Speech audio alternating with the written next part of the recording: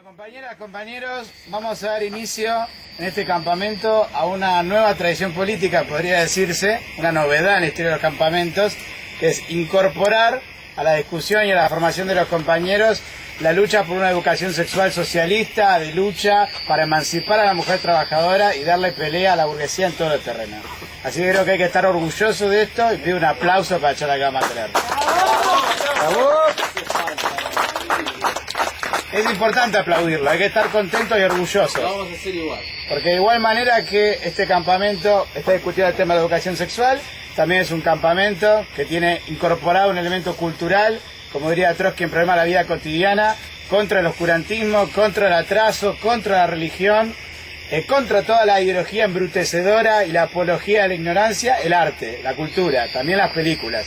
Entonces es un aspecto nuevo del campamento, que nosotros en otros campamentos no lo habíamos podido desarrollar.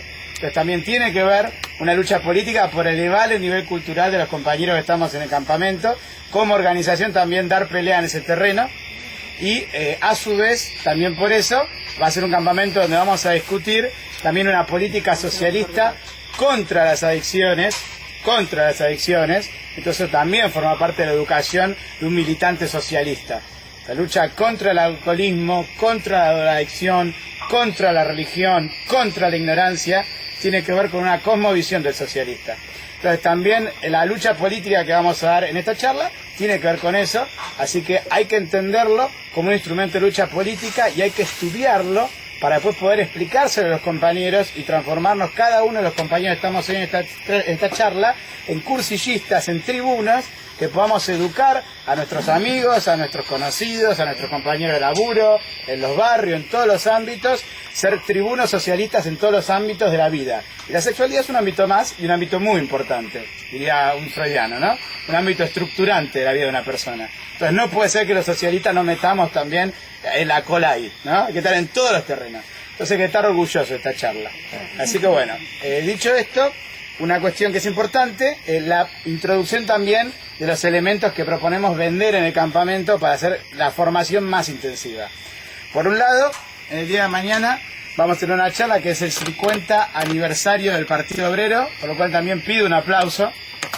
50 años no es poca cosa, es medio siglo de lucha política socialista por educar a la clase obrera en la lucha por su propio gobierno, para capacitarse para hacer poder, para disputar el poder político de la clase capitalista, para destruir el monopolio de la clase capitalista, del poder político, y luchar por la supremacía política de la clase obrera. Supremacía, la superioridad, la jefatura, el mando. Entonces esto es muy importante, como un preámbulo también a la charla de mañana, y por eso para poder estudiar los problemas estratégicos, porque el marxismo se estudia, es una ciencia, como diría Engels, desde que el marxismo es científico se estudia, así que luchando no se arreglan los problemas, luchando aproximamos el bocho, pero hay que sentarse y pensar un cacho, hay que estudiarlo, hay que cuestionarse, hay que pensarlo, darse la cabeza contra la realidad, volver a pensarlo, y así vamos aproximando a un cuadro marxista. Se forma la experiencia también en la teoría. Entonces por eso este compilado es un desarrollo único de la tendencia piquetera revolucionaria. Este instrumento de lucha política no existe ni en la izquierda argentina ni en la izquierda mundial, que es un compilado de fuente directa de los artículos de la prensa obrera desde el 83, cuya tapa lo pueden ver acá, cuando el Partido Obrero en septiembre del 83 conquista la personería nacional para ir a pelear a los partidos capitalistas en la vuelta a la democracia del 83, contra el desvío democratizante, contra la institucionalización, contra la política del imperialismo y esta democracia manchada con sangre y pactada con los militares. Entonces también pido un aplauso para este hecho político relativo a los socialistas, propio de nosotros, que hay que estar orgullosos porque el deber político elemental de los socialistas es la construcción de partidos políticos de la clase obrera. Entonces, esta pelea que se dio en Argentina nos interpela, nos convoca, tiene que ver con la defensa del Partido Obrero. Para defender al Partido Obrero hay que conocerlo. El Partido Obrero no solamente es lo que es y lo que va a ser, sino también lo que fue. Tiene que ver con un espacio ganado en la lucha política de un país. Un partido no es solamente las ideas ni sus cuadros, sino las luchas que libró. Se moldea en esas luchas políticas. Entonces también hay que conocer esa historia Y por eso, en este compilado, van a poder ver tanto las prensas obreras del 83, la pelea por el frente antiimperialista de toda la izquierda y por un partido obrero independiente, la discusión con el Frente del Pueblo, el PC y el MAS en el 85, la discusión con el FRAL en el 87, del PC y el Partido Humanista, la discusión nuevamente en las elecciones del 89, para la constitución o no del Frente, y luego de lo que es Izquierda Unida. Entonces es un material que aborda todo el debate de la estrategia de la izquierda de un ángulo no doctrinario, no desde el punto de vista de las conclusiones, sino de su propio desarrollo. Uno lo ve en el momento. Los artículos tienen final abierto cuando uno lo lee, pues está sujeto a la lucha de los partidos. Entonces permite ver dónde estaba la cabeza del militante político obrera cuando construía el PO y dónde estaba la cabeza del militante del Partido Obrero cuando se discutía cómo intervenir en las elecciones frente al estalinismo y el morenismo. Entonces esto también es un episodio de la lucha política que es muy importante, y en esa misma lucha política también vamos a contribuir a prolongar la formación política de los compañeros en torno también al debate de la política hacia las Fuerzas Armadas, tanto ejército como policía, dado que en estos compilados también figura la polémica en los 80, en la misma formación del Partido Obrero, con el morenismo y el estalinismo, y en su propia plataforma que presenta la justicia electoral. O sea, la plataforma política que presenta la justicia para pedir la personería del Partido Obrero. O sea, que ahí está contemplado para poder también aprovechar las polémicas, los desafíos del presente y elevarlo al terreno de los principios, de la estrategia política, de cuál fue el planteamiento original en torno al punto. No solamente enriquecerlo desde el punto de vista de los fundadores, la Tercera Internacional, el marxismo siglo XIX, sino también nuestro partido, el Partido Obrero, cómo se abordó ese debate desde el principio. Para que no haya ninguna duda sobre cuál es la política, acá están los textos escaneados. Entonces también es un gran instrumento de formación política para que podamos verlo, para que podamos discutirlo. También eso está incluido y es un episodio muy grande de la lucha política de los socialistas. Acuérdense que en los 80 estamos hablando de Seineldín, estamos hablando de Rico, de la cara pintada, la tablada. La política de los partidos políticos frente a la cuestión militar estaba planteada igual o más acuciantemente que hoy en día. Igual o más acuciantemente. Entonces no era un problema teórico, era un problema político e inmediato cuál era la orientación de los socialistas. ¿Marchamos los cuarteles o no marchamos los cuarteles? ¿Dividimos la tropa o no dividimos la tropa? ¿Agarramos los fierros y vamos con el MTP, todos por la patria, a defender a Alfonsín o no? ¿Entiendes? Pues todos estos debates políticos los atravesó el Partido Obrero. Entonces están plasmados también en este, ¿cómo se llama?, en este compilado. Y por último, este compilado, bueno, tiene también naturalmente las cartas, que la polémica en la izquierda, en la fundación del Partido Obrero, de qué es el Partido Obrero, un texto que es vedado a la militancia del Partido Obrero y que nosotros solamente lo conocimos años después de que nos expulsaron. Años, o sea, no se conoce, no existe. Vos lo podés contar, lo podés, sí, sé que existe, pero es imposible, inhallable. Bueno, ese texto está acá, no completo, sino las partes más significativas. Completo también lo pueden pedir, nosotros se lo podemos dar. Entonces eso está, y hace al conocimiento de la historia de nuestro partido también, lo cual de por sí es valioso, y lo volvimos a incluir para que los compañeros nuevos lo puedan ver, dado que tenemos la alegría de poder decir hay que discutir lo mismo que el campamento anterior, porque acá hay nuevos compañeros que se acercan a discutir la estrategia de la izquierda. Entonces está bueno poder volver a discutirlo. Bien. Es algo muy lindo eso, algo muy lindo. Y también, por último, hay una elaboración que es propia, también en esto, que es el periodo del Partido Obrero de los 90 al 2006. De los 90 al 2006. Es un periodo político también muy intenso de lucha, donde ya no es el debate de los 80 o el de los 70, sino que tiene que ver con la construcción del polo clasista, el agotamiento del menemismo, el polo obrero, las asambleas piqueteras de La Matanza, los congresos piqueteros de Salta, las asambleas nacionales de trabajadores ocupados y desocupados, un organismo que era un embrión de doble poder, una experiencia intensa y avanzadísima en América Latina, que retoma el hilo de continuidad de la Asamblea Popular Boliviana de 1971 e incluso me animo a decir que por delante, opinión personal, me animo a decir por delante, porque formulaba con toda claridad la tarea del gobierno de los trabajadores, la Asamblea Nacional de Trabajadores, y que tiene que ver, por lo tanto, con la defensa del Partido Obrero como un partido que construyó la rebelión popular, Entonces, por eso, el título que tiene justamente es el Partido Obrero como constructor del argentinazo, del movimiento piquetero y de la Asamblea Nacional de Trabajadores. Entonces también ese texto que hemos hecho nosotros compilando los principales textos, 25 textos seleccionados de la historia del Partido Obrero, desde que larga en el 97 el fuera Menem Dualde, consigna con la que arranca, mejor dicho, que buscaba explotar la inmolación, el fin, el acabose del menemismo, luego del fracaso de la RRE y todo lo demás. Entonces buscaba intervenir esa consigna en esa crisis política. Implica todo un desafío también para nosotros conocer esa historia, que nos es más cercana, pero que es más interesante desde el punto de vista de la conmoción histórica que generó en la clase obrera argentina. Entonces, desde ese punto de vista, para nosotros también el estudio de ese periodo es muy importante, y naturalmente el periodo del 2006 tiene que ver con el último Congreso del Polo Obrero, tercer Congreso del Polo Obrero 2006 en Sacetru, y lo que será después el Seminario de la Izquierda, y que después concluye en el 2009 en el Nuevo Comienzo. Pero dirá, ¿nuevo de qué?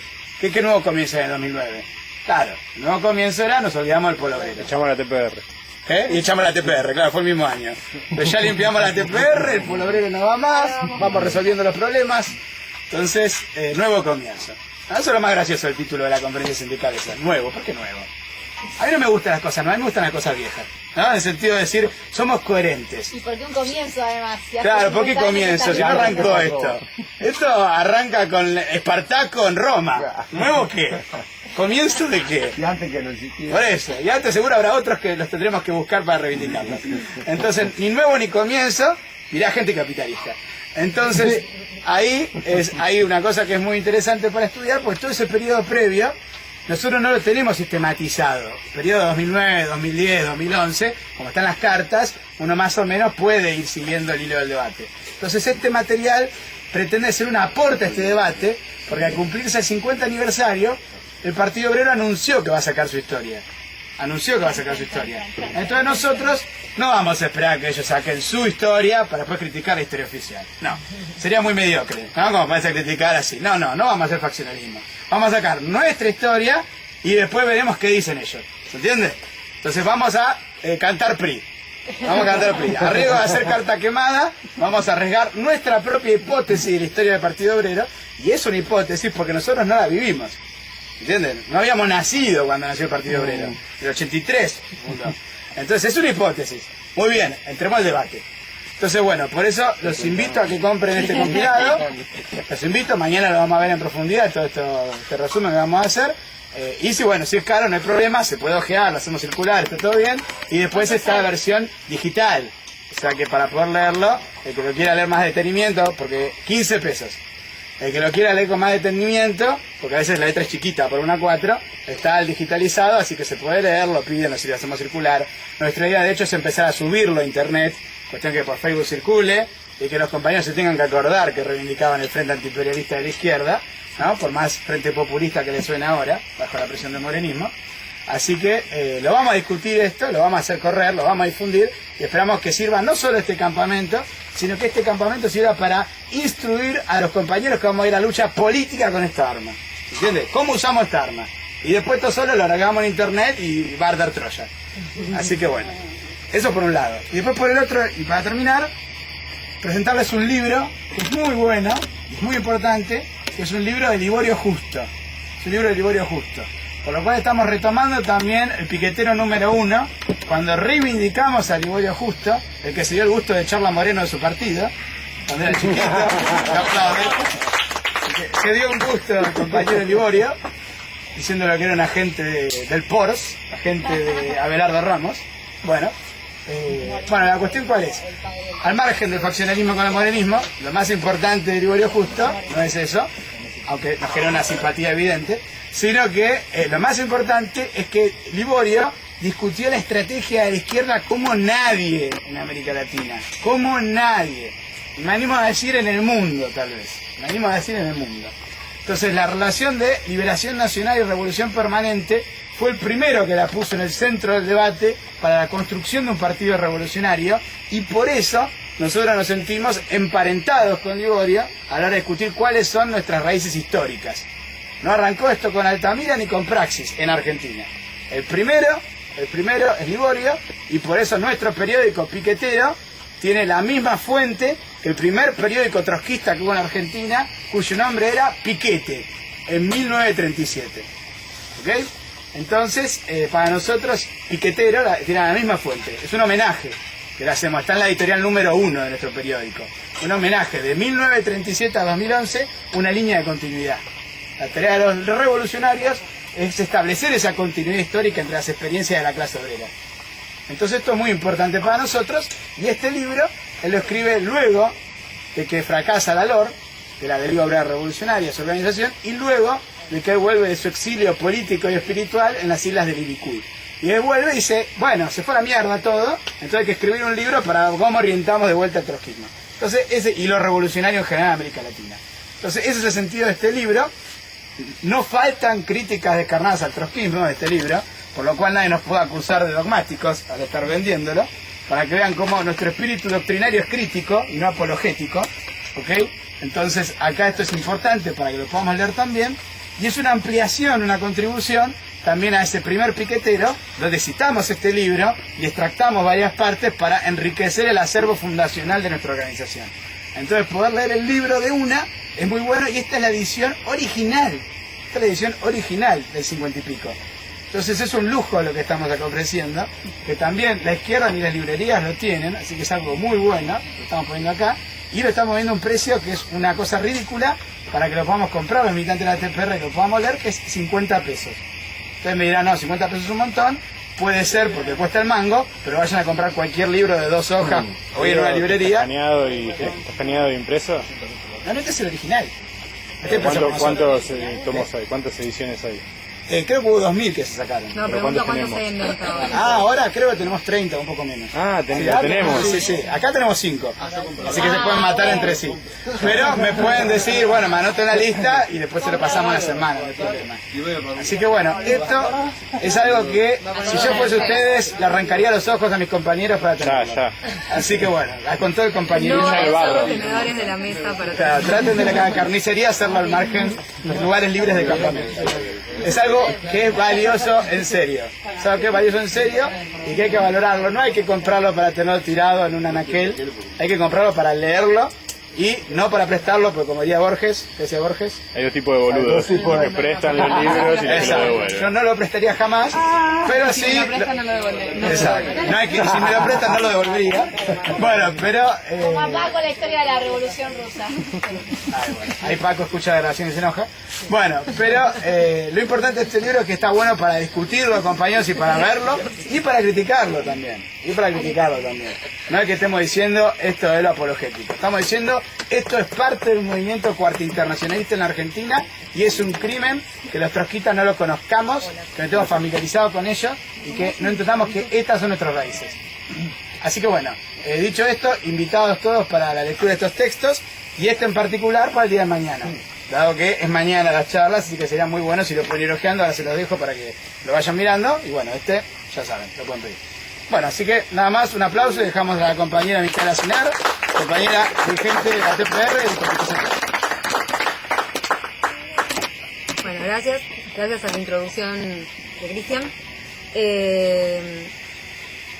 Está bueno cómo arrancamos, porque justamente la idea es empezar a discutir porque acá en este campamento tenemos que hablar de educación sexual, porque justamente nosotros lo que entendemos, la consigna que levantamos desde las piqueteras como única agrupación de mujeres en lucha que tiene esta posición respecto a la educación sexual, es que necesitamos una educación sexual laica, obligatoria, como una materia, y que sea para la lucha. Y eso justamente nosotros lo levantamos, dado que en el marco del capitalismo, la sexualidad y todo lo que implica la educación sexual, si está al no estar en manos de la clase obrera, al no estar al servicio de la clase obrera, justamente se muestra como una herramienta de opresión y de sesgo de los trabajadores y las trabajadoras. Y en ese sentido, nosotros esto lo planteamos como una charla de plena lucha política. De plena lucha política. Y es lo que decía Cristian acá. Acá los socialistas tenemos que hablar de todo. Tenemos que jugar en toda la cancha. Y la sexualidad es algo que existe desde que el ser humano nace. Entonces, como la sexualidad es algo que existe, el ser humano nace desde el bebé que con su cuerpo siente el placer de estar con la madre, de tomar la teta, hasta la persona desarrollada que después de su adolescencia empieza a ejercer la sexualidad de otra forma. Entonces nosotros no podemos pensar que como socialistas que queremos intervenir, que queremos desarrollar una política para los trabajadores, podemos obviar un plano tan importante de la vida de cualquier ser humano. Entonces, eso es justamente algo fundamental, y así como uno siempre dice, en política no hay vacío. O sea, yo sí digo, bueno, no, yo no me meto en política, nos dicen las señoras en la puerta del supermercado en un piqueteo. No, nena, política no. Bueno, la no sexualidad tampoco es no sexualidad, eso no es algo que no existe. De hecho, hay experimentos, una vez un rey, que como soy mala para las fechas y los números, no me acuerdo, pero Luis algo, se le ocurrió hacer un experimento. Entonces agarró 3 bebés recién nacidos y agarró las mejores 3 nodrizas del reino, que eran las mujeres que le daban a amamantar, etcétera, y les dijo que le den los mejores cuidados a esos bebés, pero que no podían hablarles, porque la idea de él era ver qué era lo que surgía del ser humano. Entonces a los 3 bebés les dieron de comer, los abrigaron, los arroparon, no pasaron frío, hambre ni nada, pero no les dirigían la palabra. ¿Saben qué pasó con esos 3 bebés? Se murieron, ninguno sobrevivió. Porque justamente la sexualidad y todo lo que va desde el apego hacia la madre, etcétera, sale desde que el niño nace, incluso en la vida intrauterina, y se desarrolla en el marco de la lucha de clases, que es lo que justamente el gobierno pretende negar. O sea, en el marco de la lucha de clases, como miembro de una determinada clase social que es en la que crece esa persona. Entonces el hecho de despersonalizar, de no sexualizar la relación con el bebé, lo termina matando.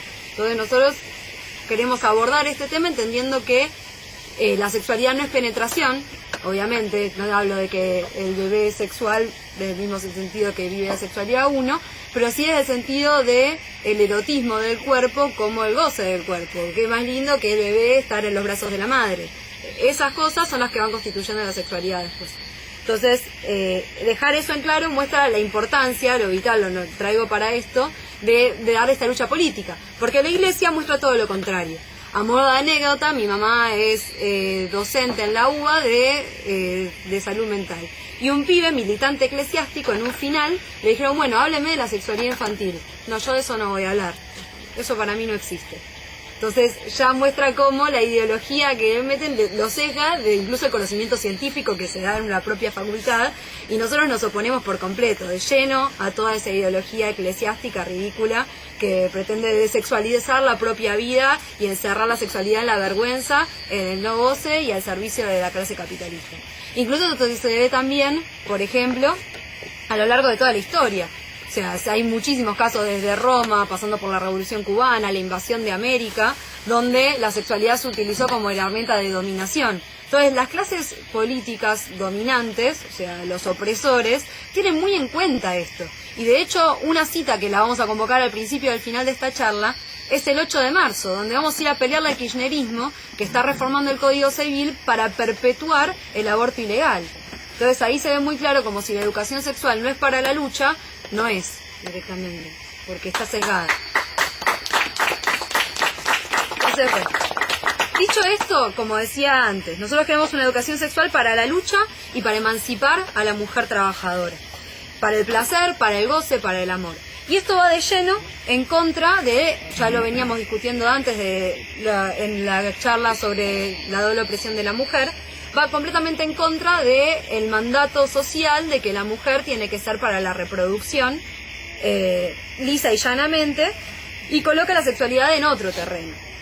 Y esto es importante porque esta idea es la que promueve la Iglesia, el gobierno, promoviendo a la familia, promoviendo una visión completamente clerical, oscurantista, etcétera. Y esto se ve en un hecho muy simple, que lo discutíamos la vez pasada que hicimos esta charla con la compañera Colo en Córdoba, de cómo uno tiene que hacer para conseguir un anticonceptivo. El gobierno, en lugar de poner los anticonceptivos al servicio de la clase trabajadora, como conquistábamos las piqueteras en el marco de los bolsones de comida, te hace la vida imposible. De hecho, para poder dar los cursos de educación sexual, yo misma fui ahí al Ramos Mejía, donde curso todos los días, y le digo al tipo de la recepción: hola, vengo a buscar anticonceptivos. ¿Pero preservativos o anticonceptivos? O sea, ¿por qué le tengo que dar yo explicación al tipo de la puerta de que me indica de qué lugar del hospital ir, qué tipo de preservativo quiero? Bueno, le digo, ¿pero por qué es esa pregunta? No, porque si querés preservativos, allá atrás hay una caja. Si querés anticonceptivos, tenés que sacar un turno con ginecología. Claro, dicho sea el paso, esto por experiencia propia, si uno quiere sacar un turno con ginecología, tiene que esperar alrededor de 2-3 meses. Con lo cual tu sexualidad queda pospuesta para cuando tenga ganas Macri darte un turno en el puto hospital. O en la localidad donde sea, lo mismo, ¿no? Porque el kirchnerismo, la UCR y todo garantizan que en todos los hospitales del país te conseguir un turno. Y con un especialista, o sea, porque quizás primero tenés que ir al clínico y después, o sea, es una cosa terrible. Y también se ve, por ejemplo, en la promoción de esta visión proclerical, de la promoción de la lucha política que da la Iglesia en contra de una sexualidad plena, en contra de los trabajadores, en, por ejemplo, un hecho muy concreto, que son los subsidios a los colegios de la Iglesia. O sea, si vos querés ir a un colegio privado en todo el país, el más barato es el de la Iglesia, por los grandes subsidios que recibe. Entonces la educación, o sea, ni decir en provincias como Salta, donde la educación religiosa es parte de la educación pública, pero en el marco de la educación privada, incluso hay muchas localidades que no tienen un colegio y tienen que mandar a los pibes a los colegios privados. Bueno, ahí siempre son los colegios católicos los primeros que están. De hecho, en la capital federal este año se redujeron las cuotas para los colegios privados de la Iglesia, así que es algo que también llama la atención y muestra qué es lo que se promueve. Y a nivel nacional, nosotros lo vemos en la guía que usa el kirchnerismo para difundir en las escuelas la educación sexual, que es una guía del imperialismo y los CAP, así dice y llanamente. Nos dicen esto porque la guía está elaborada por Cristina Fernández de Kirchner, Abel Medina, Sileoni, el mismo que ahora está poniendo la educación para la salud, que los que existen en los colegios, o biología como materia, o sea, dentro de biología o como materia transversal, en lugar de darle una materia, un espacio para la discusión, etcétera, y la UNFA, que es la herramienta de la ONU para llegar a todos los países de América Latina con sus posiciones y su ideología. Entonces es una guía que está hecha justamente por los que todos los días nos niegan el aborto legal, los anticonceptivos y todo. Y en su contenido se ve muy claro esto. De hecho, una mujer que es la que coordina toda la elaboración de esta guía, les preguntan cuál sería su mensaje para los docentes. O sea, qué es lo que esta guía pretende hacer y qué es lo que le quiere decir a los docentes. Y ella responde que esto es una batalla contracultural, pero que al mismo tiempo es agradable y esperanzador que un agente del Estado pueda garantizarle a los chicos el derecho a recibir conocimiento, información, escucha atenta sobre los temas que no solo tienen que ver con los riesgos, sino también con el afecto, el placer y las emociones. Con lo cual se ve muy claro cómo lo coloca en una lucha contracultural, pero al mismo tiempo no destacan contra quién es esta lucha contracultural, ni al servicio de quién. Y en su contenido se ve muy bien que seguro contra la Iglesia no es, porque le dejan abierto el paso para que toda la Iglesia cope toda la guía de educación sexual. Y de hecho, esta guía se llama Manual para las Familias. Una compañera que es docente, que ella justamente nos cuenta que en los colegios no es que le dan a los pibes la guía para los pibes, que la de los docentes la que es para los docentes, que formalmente existen, y la de las familias. A los docentes le dan la de la familia. Y la propia guía de los docentes son como talleres que se pueden armar, propuestas, pero sin explicitar los contenidos, y parte de esos talleres es citar a los padres para explicarles, como rendirles cuentas de qué es lo que le enseñan a los pibes. Algo terrible, porque obviamente es dejar al albedrío del oscurantismo familiar, del atraso cultural, todo este rango de la educación. ¿Qué docente cita al padre para explicarle si le enseñó sumar, a restar, a dividir o integrales, o si le enseñó qué periodo de historia? Ninguno. Pero bueno, en el marco de la educación sexual, el gobierno determina que los docentes tienen que llamar a los padres para pedirle disculpas de qué es lo que le enseñaron a los pibes, más o menos. Y es un hecho bastante llamativo que esto sea así. Bueno, de hecho, cuando empieza toda la introducción hablándole a las queridas familias que tienen que comprender a los chicos, que hay que superar la vergüenza, que no hay que juzgar, que hay que sincerarse. ¿Sincerarse de qué? O sea, si la sexualidad es algo con lo que se nace, la sexualidad es algo con lo que se vive, ¿y por qué uno tiene que estar rindiéndole cuentas a la familia para que los chicos pierdan la vergüenza? O sea, es una cosa de que no habría que combatir la vergüenza en vez de estar hablando de, bueno, vos sincerate, andá y contale a tu papá lo que haces, cómo estás haciendo eso. No, en lugar de promover el placer, termina promoviendo una posición culpógena frente a la sexualidad y la necesidad de confesarse, ¿no? Sincerarse, que para mí es algo terrible directamente, casi te lo mandan a no sé cómo se llama el cuartito. Confesionario. Al confesionario, eso, a los pibes. Bueno, siguiendo con la crítica a la educación sexual del gobierno, hay un hecho que a nosotros nos parece trascendental. ¿Trascendental lo dije? Trascendental, sí. Que es el tema de cómo ellos abocan esto desde un punto de vista de opiniones, completamente contra la ciencia, completamente contra el materialismo, que lo que ellos dicen es que el problema de esto, como bueno, ya les hablé antes de la batalla contracultural, que los chicos conozcan las distintas posiciones, todo esto, y dice comprender los cambios en las configuraciones familiares a lo largo de la historia, por ejemplo. Entonces, bueno, antes las familias eran un poco así, un poco así, ahora hay cambios, ahora hay familias distintas, no sé, una cosa terrible, porque el problema principal de todo esto es que está por fuera de la lucha de clases. No se explica que a la mujer hay una doble opresión de la mujer trabajadora y que en el marco de eso hay que luchar en contra de los que promueven esa opresión y que hay que emancipar a la mujer trabajadora. No, te dicen, bueno, a veces es así, a veces es asá, como una cuestión medio de no sentar posición y por lo tanto desbaratar toda la posibilidad de que los pibes entiendan cómo tienen que hacer para ejercer su sexualidad, que saliendo a las calles a luchar para conquistar una sexualidad plena. Después la guía ya directamente cae en absurdos, como cuando habla de entre las diferencias corporales entre los varones y las mujeres, ponen dibujitos. Hoy no la tengo acá la guía, pero es un dibujito que ni siquiera está bien dibujado, ¿no? Porque son niños sin pelos con una rayita así, que esa sería su vulva, y ahí termina, y cosas por el estilo, con lo cual ni siquiera la guía sirve para que el pibe pueda ver, entender, después comparar con su propio cuerpo, averiguar, investigar, preguntar. No explica las partes, ni siquiera tiene un mínimo de genitalidad básico, o sea, de genitalidad como la explicación de, bueno, qué es lo que tenés vos en tu cuerpo, que muchos chicos ni lo conocen, ni saben cómo funciona, ni nada, y menos en el ámbito escolar en los primeros años. Y si lo descubren, quizá lo descubren por sí mismos, que de hecho es lo que pasa, pero están sometidos a un montón de riesgos porque no se les da una educación sexual para que puedan decidir, para que puedan vivirlo plenamente. De hecho, bueno, después habla de que las mujeres tienen 3 agujeritos, uno para hacer pis, uno para hacer caca y uno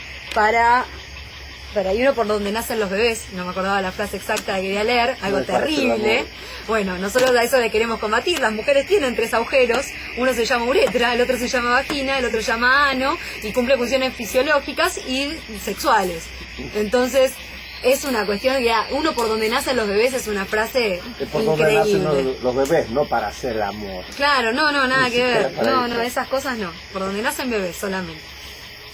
¿Cómo entra el bebé adentro? No llegó. La cigüeña parió. La cigüeña. Ni siquiera la semillita te pone. Bueno, y después hay todo un eje que está completamente ausente en el manual, que es el tema de los abusos, las redes de trata y el control reproductivo. Porque cuando yo me dirijo a la familia para enseñarle cómo le tiene que enseñar al chico a tener relaciones sexuales, por ejemplo, me estoy dirigiendo al seno de donde surgen una brutal cantidad de abusos sexuales, que es en el interior de la familia. Le estoy dando al padre o a la madre abusador o abusadora un manual para que le lave la cabeza al pibe con lo que él tenga ganas, básicamente.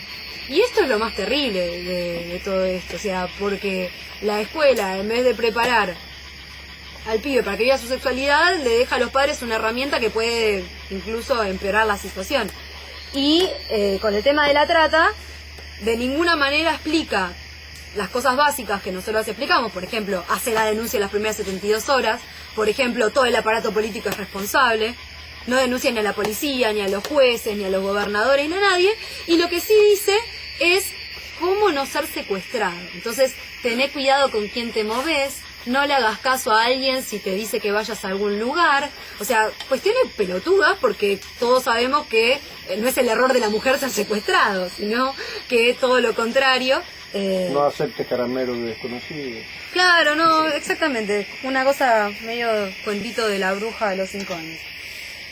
Bueno, pero no explica las cosas básicas, no denuncia a los que tiene que denunciar y deja un tema que justamente es un atentado contra la sexualidad, como es la red de trata, contra la propia integridad física de las compañeras trabajadoras, en un rango de culpabilidad de fuiste muy pelotudo y por eso te secuestraron. Porque en definitiva es un razonamiento de que cambiando las conductas de las mujeres que no son lo suficientemente cautas como para no ser secuestradas, terminan siéndolo. El estilo del comisario de Canadá, del problema de las polleras. Claro, es esa misma lógica.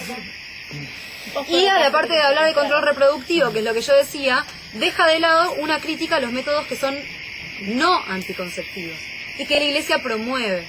Entonces, cuando yo en un manual digo, bueno, el taller es hablar de los chicos y no pongo contenido, sino que el taller es, bueno, que cada uno haga preguntas y el docente responde, o sea, metodologías de cómo se puede trabajar sin poner los contenidos.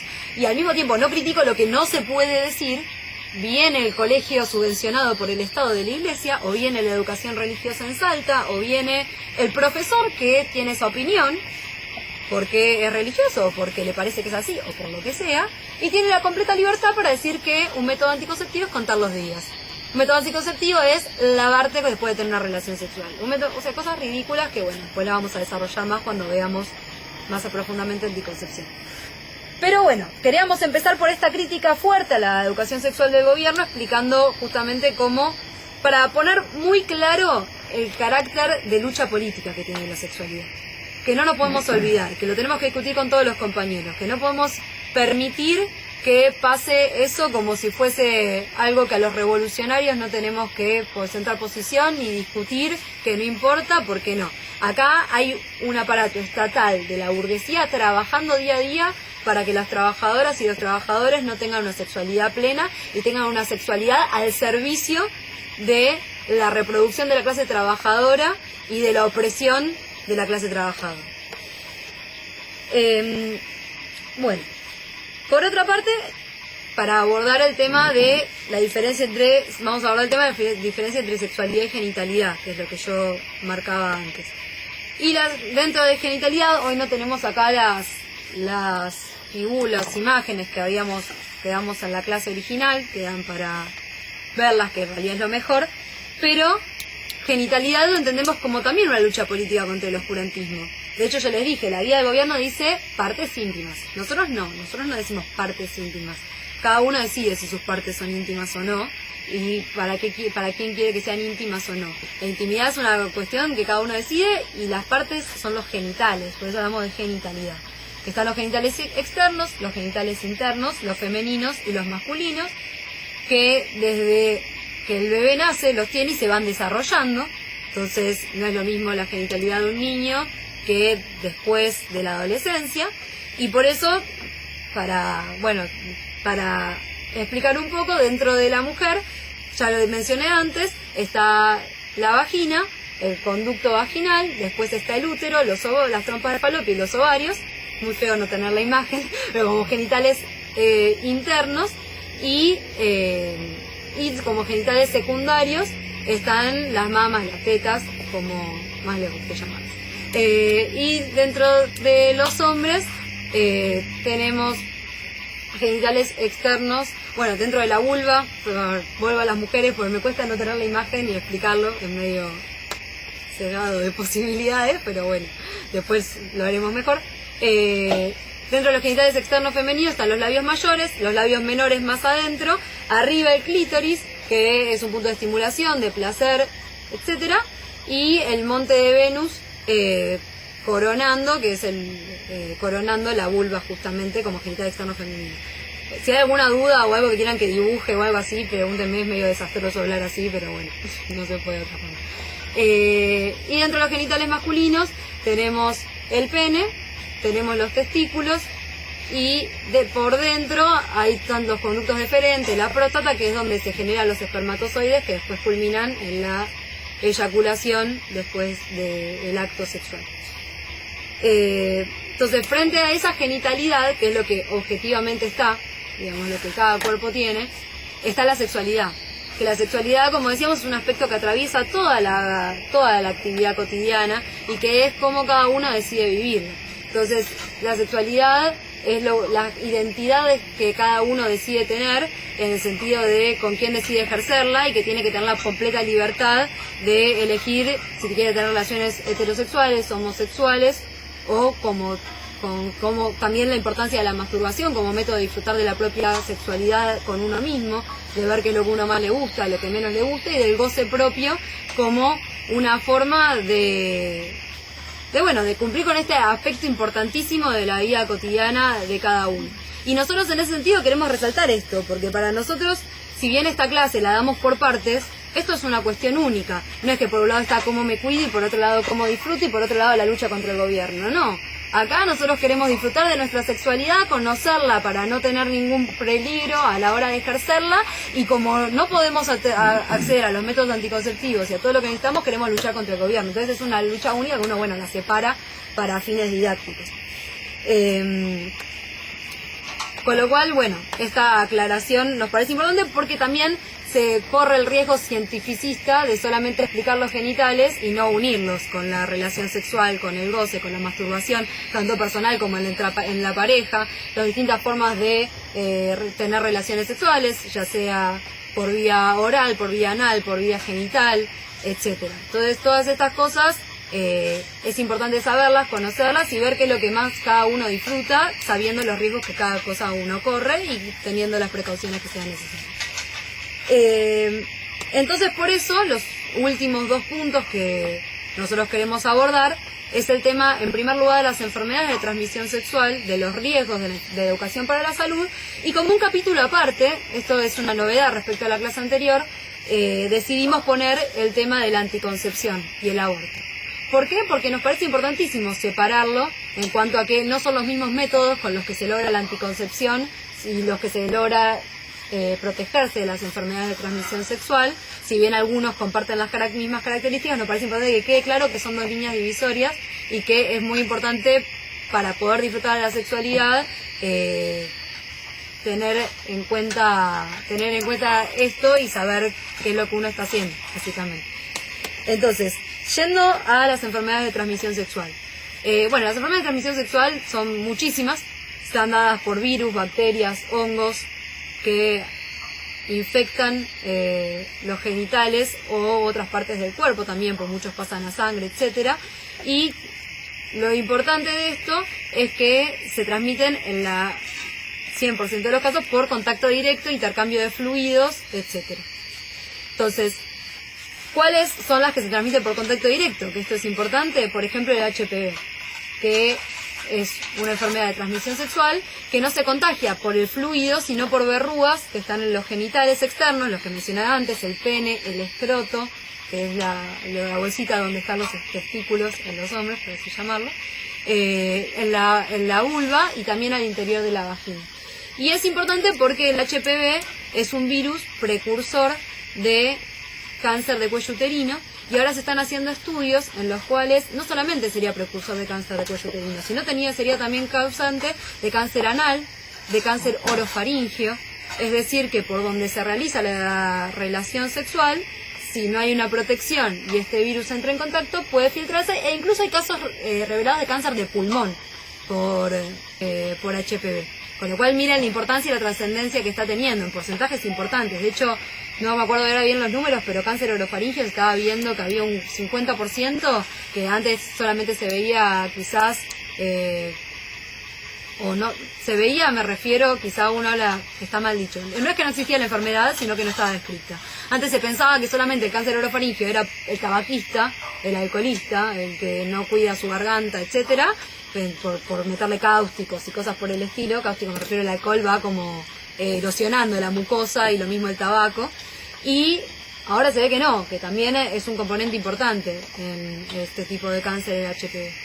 Y esto es importante porque el preservativo, que por ejemplo protege en un 99,9% el SIDA, solamente, la transmisión del VIH, solamente protege en un 70% la transmisión del HPV. ¿Por qué? Porque si yo tengo en el escroto del hombre, por ejemplo, una verruga, eso entra en contacto con la piel de la mujer y se puede contagiar, el virus puede traspasar. Entonces, no hay un método que proteja al 100% y por eso cobra un rol importantísimo tanto la vacunación, que este gobierno solamente se la da a las mujeres de 11 años, entendiendo que a los 11 años sería como que no iniciaron sus relaciones sexuales, porque hay una contraindicación de que si vos tuviste contacto con el virus, te des la vacuna, y no se la da ni a las mujeres mayores o menores de 11 años que lo deseen, o sea, que deseen tenerlo, lo cual es terrible porque tranquilamente te pueden hacer un estudio, ver si lo tenés o no, y si no lo tenés, vacunarte, la vacuna es igualmente efectiva.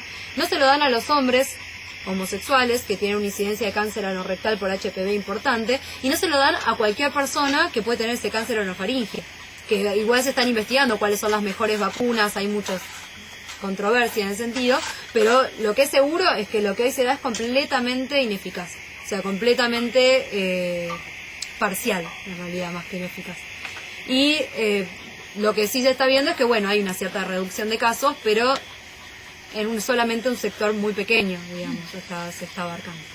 Y después, también resaltar la importancia de hacerse un Papá Nicolau anual todas las mujeres, porque con este método se puede detectar muy precozmente si hay células que están infectadas por el virus y combatirlo antes que sea un problema de índole mayor. Entonces estas dos cosas, como educación para la salud, como cosas que tenemos que saber, son importantísimas. Después, por otra parte, están las enfermedades de transmisión sexual como el virus del VIH, que cuando progresa en su enfermedad se convierte en el SIDA. Que la enfermedad SIDA, que es el síndrome de la inmunodeficiencia humana adquirida. Lentitud mental. El virus del VIH, claro, humano está en el VIH.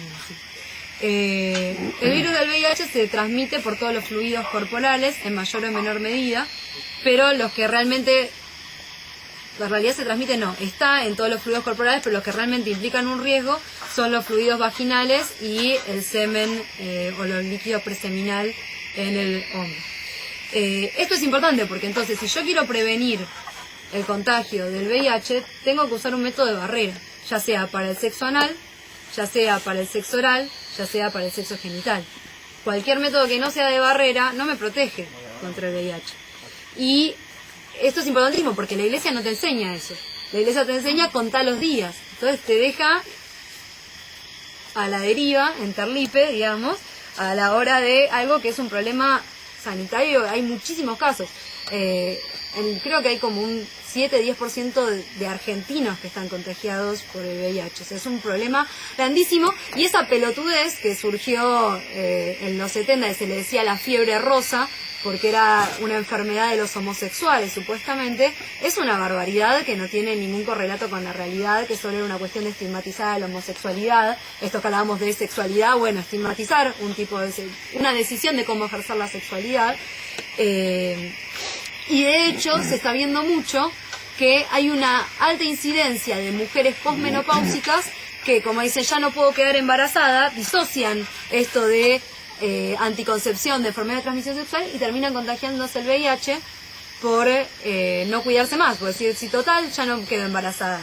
Y no, para prevenir las enfermedades de transmisión sexual, desde el más pequeño al más grande de los seres que quieran tener relaciones sexuales, tiene que protegerse con métodos de barrera.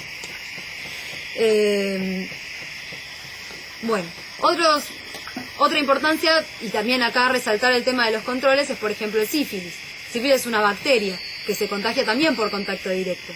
Y esto, ahí los hombres tienen un beneficio que muchas veces no usan, que es que si se lo contagiaron lo ven, porque hay algo que se llama el chancro, que es como un cráter que le sale en el pene, que es indoloro, y muchas veces al hombre le da vergüenza, y dice, uy, tengo esto acá, mejor ni consulto. Y en realidad, si en esa etapa de la enfermedad uno le da un antibiótico, se cura. El problema es cuando se dejan estar, pasa una segunda etapa, se dejan estar y pasa una tercera etapa en la que ya no tiene cura esta enfermedad. Eso ya casi no se ve porque está más difundido el uso de la penicilina, o sea, fueron reduciendo los casos a lo largo de la historia.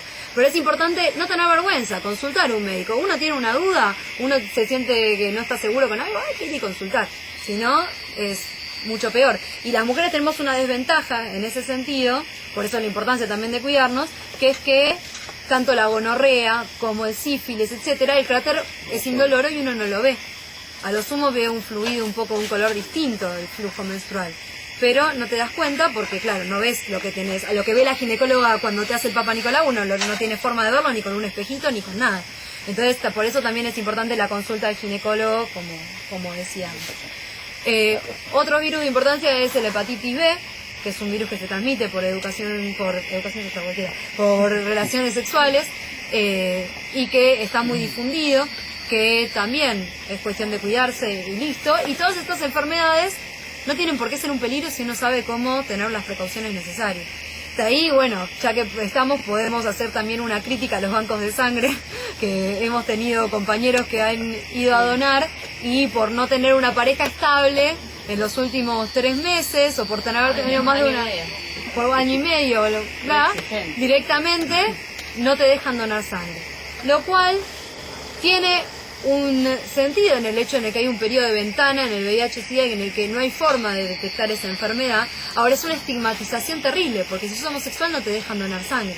Entonces la única pregunta que cabría hacerse ahí no es ir tirando de promiscuos a los que tienen más de una pareja, no es ir tirando de promiscuos a los homosexuales, no es tirando de promiscuo a nadie y por lo tanto por pensar que por promiscuo tiene más enfermedades que el que tiene una pareja eclesiástica monogámica y que solamente tiene relaciones sexuales para tener hijos, sino el problema es ver si la población está bien educada o no en la educación sexual, y la única pregunta que debería que hacer es, loco, ¿te cuidaste o no en el último año? Sí, hay 25 preguntas y ninguna dice si usabas preservativo. Exactamente, por eso la única pregunta que cabe hacerse es, ¿usás un método de barrera o no? Porque después, ¿con quién tiene sexo? ¿Cuántas veces lo tiene? ¿Por dónde lo tiene? La verdad es que no importa. Lo que hay que saber es que tanto por vía oral, por vía genital y por vía anal, estas enfermedades se transmiten. Y si no las quiero tener, tengo que usar un método de barrera. O sea, es así de simple. O, estando en una pareja estable, se pueden hacer estudios de sangre para ver si la enfermedad se la tiene o no, y bueno, ahí optar, si las dos personas están sanas y se sienten una seguridad de confianza, etcétera, se puede optar por otros métodos que no sean los de barrera. Pero a priori nosotros recomendamos el método de barrera como una herramienta completamente eficaz para todo este tipo de enfermedades. Sí. Método de barrera, me imagino que no solo preservativos, sino que aparecen como condones femeninos también. Ahora voy a ir a eso. Por eso, entonces, ¿cuáles son estos métodos? Los meto yo acá para ya responder a la pregunta. Por un lado tenemos el preservativo masculino y el preservativo femenino. El preservativo femenino es algo que existe en Europa y creo que en Estados Unidos. Acá no está. No les gusta. Salieron en una época. Salieron en una época y dejaron de salir, ahora son imposibles de conseguir. E incluso están buenos porque tienen 2 aros unidos por el látex y el aro de abajo es más grande, entonces para el tema del HPV cubre una región de la vulva mayor que el preservativo, que solamente cubre el pene del hombre y tiene una cierta seguridad. Pero bueno, la verdad es que no se consigue. Así que tampoco, si alguien lo consigue algún día, podemos mostrarlo, pero es bastante difícil de conseguir. Y el preservativo masculino, que acá hay que hacer una denuncia férrea a las obras sociales y a la ley que regula las obras sociales, que es que los preservativos se lo dan solamente a los hombres. Porque a las mujeres le tocan los métodos de mujeres. O sea, si vos querés tu pastilla, bueno, sí, venía a buscarla todos los meses. ¿Querés un diafragma? Te lo damos. ¿Querés un DIU? También, pero no, preservativo se lo pone el hombre. Entonces, ¿por qué vos, que sos mujer, lo vas a venir a buscar? Algo que es una aberración, porque es desconceptualizar que la sexualidad uno la puede vivir sola, pero cuando necesita el método anticonceptivo es porque está entre dos, porque ni las enfermedades de transmisión sexual, ni el embarazo se produce entre una sola persona. Entonces, ese método de seguro es de a dos y lo necesita la mujer y el hombre juntos. Entonces es una denuncia importantísima y entonces el preservativo sí es la herramienta que nosotros tenemos para cuidarnos de esto. Hay otros métodos de barrera, como por ejemplo el diafragma, que lo vamos a ver en anticoncepción, porque nos sirve para prevenir enfermedades de transmisión sexual, porque si el bicho está ahí, la bacteria, el virus, etcétera, se mete por la pared de la vagina o del cuello uterino, que está libre, no cubre por completo todos los genitales internos femeninos. Entonces solamente funciona como anticoncepción. Entonces, los únicos métodos de barrera efectivos para prevenir enfermedad de transmisión sexual es el preservativo, femenino y masculino. Después,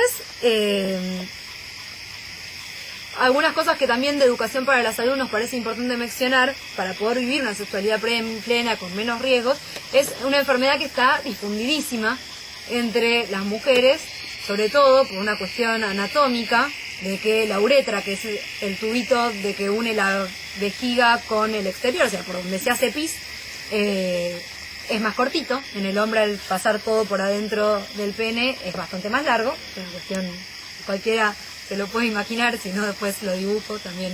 Sigue diciendo que lo que no entienda me pregunten, lo dibujo. Son las infecciones urinarias, que es muy común, porque aparte, como no hay baños públicos, en donde uno cada vez que tenga ganas de hacer pis puede hacer pis, las mujeres acumulamos ganas de hacer pis todo el día, no vamos al baño, no tomamos la suficiente agua y entonces los bichos están en un ambiente en que dicen fiesta, me reproduzco todo lo que quiero. Y encima, después tengo relaciones sexuales y no sé bien cómo hacer, y entonces bichos que estaban, por ejemplo, en el tracto rectal pasan para adelante o cuestiones por el estilo. Y termina habiendo un índice altísimo. Creo que no hay una sola mujer que pueda jactarse a lo largo de su vida que no tuvo una infección urinaria. Y entonces, ¿qué es lo que hay que hacer? Bueno, lo que hay que hacer es hacer pis antes y después de tener una relación sexual. Es un segundito, vas al baño, haces pis, y lo que hace el propio pis es limpiar todos los bichos que no tienen que estar ahí. Esto implica que haciendo pis no vas a tener nunca una infección urinaria, y bueno, no, pero es una medida básica que sirve, que es efectiva y que está al alcance de cualquier mujer hacer pis. Y en términos generales, no hay que aguantarse, hay que ir a cualquier baño. El peor baño más sucio, sin apoyarse, es mejor que aguantarse durante todo el día el pis adentro de uno, y hay que luchar para que haya baños públicos donde uno quiera. También. Que los empleados puedan ir al baño. Que los empleados puedan ir al baño también. Es un gran problema en comercio. Muy importante, totalmente. No solo en comercio, en un montón de lugares. No, yo sé, pero los cajeros de comercio los dan pañales directamente. Sí, sí, bueno, seguro. Una cosa de locos. Sí, coto. Claro, bueno, por eso una deshumanización de la persona, intentando sacarle de sus funciones fisiológicas básicas. Bueno, no respires también, así pues más o menos es lo mismo. Bueno, y después otro tema importante es el autoexamen mamario, que no tengo acá las imágenes también, pero que es importante tocarse las tetas todos los meses. Una vez por mes, 5 días después de que terminó el ciclo menstrual de la mujer, es importante porque uno no va todos los meses a la ginecóloga, pero uno vive todos los días con su cuerpo. Entonces, conocer sus tetas, tocárselas, ver las diferencias, si hay algo distinto que me preocupe y consultar, es el mejor método para prevenir el cáncer de mama. El mejor lejos. Aparte de hacerse una mamografía anual, etcétera. Con lo cual hay que romper, bueno, esto claramente me escucha la iglesia y me saca cagando, bueno, pero no, hay que tocarse las tetas todos los meses. Y si no, uno corre un riesgo mucho más alto de tener cáncer de mama, que si no, porque no te conoces, entonces cuando te sale algo raro no te das cuenta y finalmente terminás con algo que quizás si vos te lo tocabas cuando era chiquito, te dabas cuenta y se prevenía y listo. Y bueno, y con esto, lo de los 5 días es porque cualquier mujer sabe que los días previos a la menstruación y durante duele más, está más sensible, entonces es para agarrar el momento en el que seguro tendría que estar todo bien para poder hacer el autoexamen. Bueno, creo que con educación para la salud están más o menos los conceptos importantes volcados. Yendo a quizá lo central de la charla, que es la anticoncepción y el aborto. Los ponemos juntos porque algo que seguro no está en el manual del gobierno es el misoprostol, por ejemplo. Porque no, eso cómo va a estar. ¿Qué es? Es una herramienta del demonio, seguro que no va a estar. Y nosotras no, nosotras como socialistas, como mujeres que defendemos el aborto legal, no nos confundimos como las kirchneristas que hacen campaña en las facultades diciendo que a partir que existe el misoprostol el aborto es legal, cuando el misoprostol es difícil de conseguir, no es barato, tiene riesgos, pero sí lo ponemos como parte de la anticoncepción y una vez que se produzca el aborto, porque entendemos que tiene un derecho cualquier mujer, y entonces así como marchamos, vamos a marchar el 8 de marzo, uno de los ejes principales tiene que ser el aborto legal, seguro y gratuito. De hecho, por ejemplo en Cuba, lo que se realiza es una atención en la que le dan el misoprostol a la mujer que lo desea, que va y lo solicita y se le hace una evaluación diaria para ir viendo que no haya ningún riesgo. Acá no, acá una mujer que consigue el misoprostol se tiene que poner sola en la casa, tiene riesgo de hemorragias, no sabe cómo controlarlo, le puede agarrar un shock hipovolémico, o sea, que pierda mucha sangre y termine mal. Y no es lo más común, porque es un método bastante seguro, pero es algo que debería hacerse bajo control médico para que no haya dolores, para que no haya riesgos, etc. Bueno, entonces yendo a la anticoncepción. En esta clase no lo expliqué tanto en esta charla, el tema de cómo funciona el ciclo sexual femenino y la concepción. Lo voy a explicar brevemente para que se entienda sobre qué estamos hablando, pero sin las imágenes, la verdad es que la otra vez fue más fácil. La cuestión es que los hombres generan espermatozoides y las mujeres nacemos con una determinada cantidad de óvulos adentro de nuestros órganos sexuales internos, que son los ovarios. Entonces, es muy distinto cómo funciona el hombre que cómo funciona la mujer. El hombre todos los días tiene una curva que vendría a ser así, sube, baja, sube, baja, sube, baja, y genera espermatozoides todos los días. En cambio, la mujer, como dije, nace y todos los meses, a partir de la pubertad, a partir de la primera menstruación, hay un ovocito que se desarrolla, se convierte en un óvulo y va al útero, donde, si no es fecundado, la mujer menstrua. O sea, funciona de esta forma. Y todo esto está regulado por mensajeros internos que tenemos los seres humanos para todas las cosas que tenemos. Por ejemplo, cuando nos despertamos, estar más alerta frente a un peligro, etcétera, que son hormonas. Estas hormonas, hay hormonas sexuales que van regulando esto, y que mientras en el hombre tienen pulsos diarios, que es lo que decía, que es todo así, en la mujer van haciendo así, del día 1, que es el día que empieza la menstruación, al día 14, al día 11, 14, hay un pico, ahí la mujer, el óvulo sale al útero, y después vuelven a bajar los ciclos. No es tan así, pero bueno, para que nos imaginemos un poco. Primera cuestión es que esto yo digo, bueno, dividir el ciclo de una mujer en 28 días es una falacia. Es un modelo que uno usa para explicar más o menos cómo funciona. Pero la realidad es que si acá una mujer puede comprobar que funciona así, tendría que ir a un museo y la tenemos que exponer como cual canguro australiano, como diría Lenin, porque realmente no funciona así. O sea, es un modelo. Los modelos nunca se cumplen o en general no pasan. Entonces es más o menos así, hacia la mitad del ciclo pasa, pero yo no puedo saber si es el día 14, 15, 16, o 13 o 12, o cuándo es que esto va a pasar. Por eso la falacia total de decir, bueno, cuento los días y 4 días antes, 4 días después no tengo relaciones sexuales. Que aparte de no poder disfrutar de la sexualidad durante los días de la menstruación, que incluso muchas mujeres por sus niveles hormonales lo disfrutan más que en el resto de los días, depende de cada mujer. O sea, no solo se niegan esa posibilidad de goce, sino que encima corren riesgo de quedar embarazadas igual. O sea, es algo terrible. Con lo cual nosotros repudiamos este método que promueve la Iglesia y lo repudiamos. También, durante todo este ciclo menstrual hay cambios en la mujer. Hay cambios en las tetas, como decía antes, que se van poniendo más fibrosas, más duras, digamos, tienen otro proceso, más grandes, etcétera. Y también hay un cambio en el endometrio, que es como la pared interna del útero de la mujer, y hay cambios en el flujo, que se va poniendo más espeso por una cuestión de que los días que el óvulo ese va a estar en el útero, hay un fluido que es mejor para que vayan los espermatozoides nadando para allá, y después hay un flujo peor, o sea, que impide que pasen, porque en la lógica, digamos, de la reproducción, si entró un espermatozoide y fecundó, después tengo que proteger que no siga pasando. Entonces después se pone un flujo más espeso, que sería como remar en dulce de leche, básicamente. O sea, no sé. Bueno, otro método que propone la Iglesia es fijándose cómo está el flujo. Agarrar un poquito de flujo, ir haciendo así, y cuando está afilante no tener, o sea, que hago así y queda como un hilito entre mis dos dedos, no tener relaciones sexuales.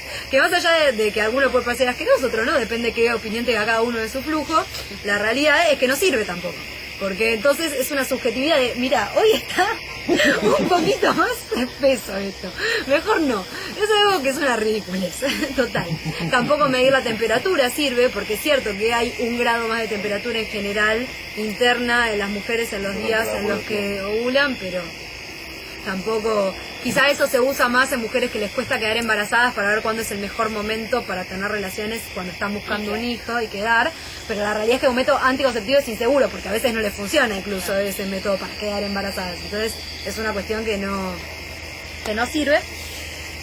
Y tampoco sirven los mitos como estoy dando de amamantar a mi hijo, entonces no puedo quedar embarazada. No, eso no es así. No, ojo que yo llegué a este mundo de esa forma y mi mamá es médica. Entonces la escraché. Pero bueno. Así que pasa. Y también... sí, terrible. Y también... tampoco sirve lavarse después, porque no se elimina de esa forma el semen del hombre que entró al ducto genital femenino, no se elimina por una lavadita después. Tampoco sirve, por ejemplo, nada de infusiones en perejil o cosas varias que cada uno quizá le contaron en algún lugar, bueno, esas cosas no. Y tampoco sirve el coitus interruptus, que es básicamente frenar la relación sexual antes que el hombre eyacule. Porque el líquido preseminal está desde el primer momento que empieza la erección, la excitación, y por lo tanto, tanto las enfermedades de transmisión sexual como los embarazos pueden estar en el jugueteo previo. Entonces, no sirve, bueno, empezamos un toque y después te pones el preservativo, y no sirve el salís antes de que acabe. Ninguna de las dos sirve, porque no se puede estar, no hay una forma de ir viendo y midiendo si sale medio milímetro de líquido preseminal que tiene la misma cantidad de espermatozoides que la eyaculación o no. Entonces, todos esos métodos hay que descartarlos, salvo que estemos buscando quedar embarazadas, que en ese caso pueden jugar a ver si hay formas nuevas o si quieren embarazar de una forma rara, pero bueno, el que quiere no quedar embarazado no tiene que buscarlo. Entonces, ¿cómo sí se queda embarazado? Teniendo relaciones por vía genital, no por vía oral, no por darse besos, y no cuidándose de una forma segura, a nivel de o evitar la ovulación, que es lo que ahora vamos a ver con los métodos hormonales, o meter un método de barrera, etc. También es importante en este punto aclarar que aunque es mucho menos frecuente, existen casos de mujeres que han quedado embarazadas por tener una relación por vía anal, donde queda el semen ahí, y lo que sale por algún lado después puede contaminar adelante. Entonces, ahí también es importante usar preservativo en las relaciones anales, tanto por las enfermedades de transmisión sexual como por este riesgo, que es menor, pero que existe. Y ahí sí sirve un poco más lavarse después porque, bueno, obvio, no está dentro directamente. Entonces, es una medida de higiene que también es importante. Hay un caso pero, también sí. Exagerado, extremo, que lo que vulgarmente se dice eyacular, acabar afuera, también puede producir un embarazo. Claro, es lo que dije de coitus Se llama interruptus. eyaculación en otras épocas. Bueno, sí, eyaculación afuera, acabar afuera, coitus interruptus, acabar afuera. También o sea, no sé puede, cómo explicarlo, mantener una relación sin protección y decir, che, ahora de acabar, bueno, salí. No, eso no sirve. O sea, hay líquidos antes que están ahí, digo, porque es lo que estuve hablando recién. Bueno. Quise decir, sin penetración, no de salirse antes. Ah, sin sino penetración también, penetrar, claro, acabar afuera, sí, en la zona. Puede, o sea, todo lo que esté por hacer embarazo. Todo lo que esté por la vulva, por la zona rectal, de líquido con semen, con espermatozoides dando vueltas, puede fecundar a la mujer si está en el periodo fértil. ¿Hay menos casos? Sí, obvio, lo más, o sea, una mujer que está buscando quedar embarazada no va a tener una relación anal, ni va a acabar afuera, ni nada por el estilo, pero una mujer que se quiere cuidar, sí. El problema es esto, defender la decisión de cada uno. Nosotros defendemos que la mujer que quiera ser madre sepa cómo hacer para ser madre, y que la que no quiere ser madre sepa cómo hacer para no serlo. Entonces, bueno, yendo a los métodos que sí sirven para no quedar embarazada. Tenemos los métodos hormonales, que lo que hacen es, yo les conté, venía hacia el pico, llega hasta el día 14 aproximadamente, hace una suba, y esa suba como que le dice, che, óvulo, salí, y el óvulo sale. Entonces, lo que hacen muchos métodos anticonceptivos es inhibir esa curva. Entonces no está ese pico, no se ovula, y no hay posibilidad de quedar embarazada, porque para que se produzca el embarazo necesitamos tanto la gameta masculina, que es el espermatozoide, como la gameta femenina, que es el ovocito, o dicho, más conocido como óvulo, digamos. Estos métodos pueden ser tanto por pastillas como por parches o inyecciones, si no quería decir no me sale el nombre, los dispositivos que se ponen subdérmicos debajo de la piel. Hay parches que se cambian una vez por mes, hay parches que se cambian cada 3 meses, eso tiene a veces algunas cuestiones de que irritan la piel, etcétera. Después estos subdérmicos no están muy difundidos, pero básicamente es que vas un día, te lo colocan entre la piel y la parte más profunda de la piel y queda ahí como un palito debajo de la piel, también larga hormonas y produce lo mismo. Las inyecciones pueden ser mensuales o cada 3 meses. Y las pastillas, que es lo más difundido, en general hay de distintos tipos, hay algunas que tienen la misma dosis todos los días y después dejan 4 días o una semana sin tomar para que se produzca un sangrado, que eso es importante porque esta pared interna del endometrio todos los meses crece mientras hay más estrógenos en sangre y después sale con la menstruación. Si yo no, aunque no ovules, yo no hago que salga todos los meses, se termina acumulando. Y eso puede traer una mayor incidencia de cáncer de endometrio, por ejemplo. Entonces es importante que tenga esta parte en la que eso se elimine. O otras enfermedades que no vienen al caso, pero digo para qué es importante cumplir con todas las fases, porque hay mujeres que muchas veces lo que hacen es, para no menstruar nunca, antes de tomar los placebos, que son estas pastillitas de otro color que no tienen ninguna sustancia, agarra otro paquete desde el principio. Entonces, eso has hecho un mes, quizás no pasa nada, pero como costumbre puede traer problemas a largo plazo. Bueno, estos métodos anticonceptivos es importante antes de empezar a usarlo consultar a un médico para ver en qué estado hormonal uno está y cuál conviene que use. Hay algunos que casi no tienen efectos adversos porque tienen dosis muy pequeñas y hay algunos que quizás se pueden usar un año, suspender un par de meses, volver a usar, pero bueno, lo que es importante es ver cuál es el ideal para cada mujer, cuál es el que le recomienda un médico. Cosas importantes con esto, hay que, bueno, lo que ya dijimos 1000 veces, ¿previene las enfermedades de transmisión sexual, sí o no? No, de ningún punto de vista. Entonces sirven solo para la anticoncepción, por eso lo separamos de este lado. La pastilla se toma todos los días y muchas veces pasa que uno se olvida de tomar la pastilla, porque es común. Entonces, si me olvido un día, no pasa nada. Pero el riesgo es que si yo no mantengo esta dosis todos los días, se me dispara este pico que va a hacer que le diga, che, óvulo, salí. Entonces, lo que yo tengo que lograr es una concentración en sangre uniforme de esta sustancia que me impide ese pico de hormonas que me hace ovular. Y entonces, si me olvido un día, lo que tengo que hacer es, ni bien me acuerdo, tomar esa pastilla, incluso si tengo que tomar 2 seguidas. Y si me olvido más de un día, lo que tengo que hacer es tomar 2 y al día siguiente 2 y cada vez que me olvido, o sea, un día o 2, durante una semana, usar un método de barrera. Porque es la única herramienta que tengo para garantizar que mis hormonas no se comportaban de una manera que me hicieron ovular. Entonces la forma es usando durante una semana entera, 7 días, un método de barrera. Cosas que también son importantes saber sobre los métodos anticonceptivos. No es lo mismo olvidarme en la primera semana que olvidarme en la segunda, que olvidarme en la tercera. ¿Por qué? Porque si yo me olvido la tercera, ponele que hay una semana entera que después no voy a tomar más esa sustancia. Entonces, yo me lo olvido el día, o sea, son 4 semanas, 28 días, la semana anterior vendría a ser del 14 al 21, yo me lo olvido el día 17. Entonces, bajó mi concentración en sangre. El día 18 tomo 2, subí un poquito.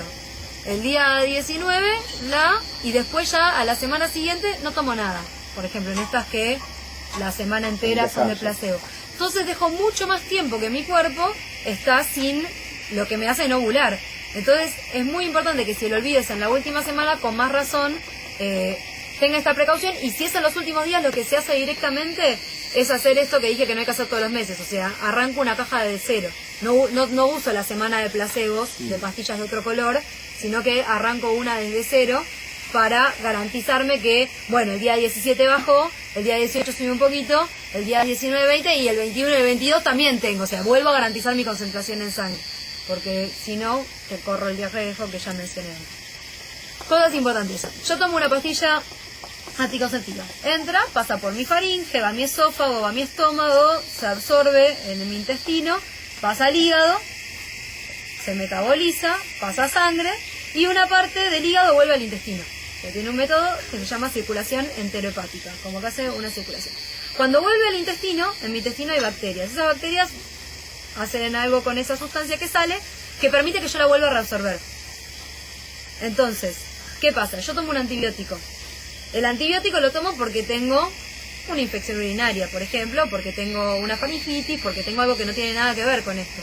Pero mis bacterias que están en mi intestino no les dijeron que yo tenía una faringitis, o sea, vieron algo que las mata y se mueren igual, por más que yo me lo tomé por la faringitis o por la infección urinaria. Entonces, me tomo la pastilla anticonceptiva, hace todo el recorrido, llega al hígado, vuelve al intestino y la elimino con la materia fecal. No está esta transformación que permite que yo la vuelva a absorber. Entonces, esto es importante porque entonces absorbo menos dosis. Entonces, cuando se está tomando un antibiótico, hay que seguir las tomas de anticonceptivo como si no lo estuviese tomando al antibiótico y al mismo tiempo me tengo que cuidar con un método de barrera.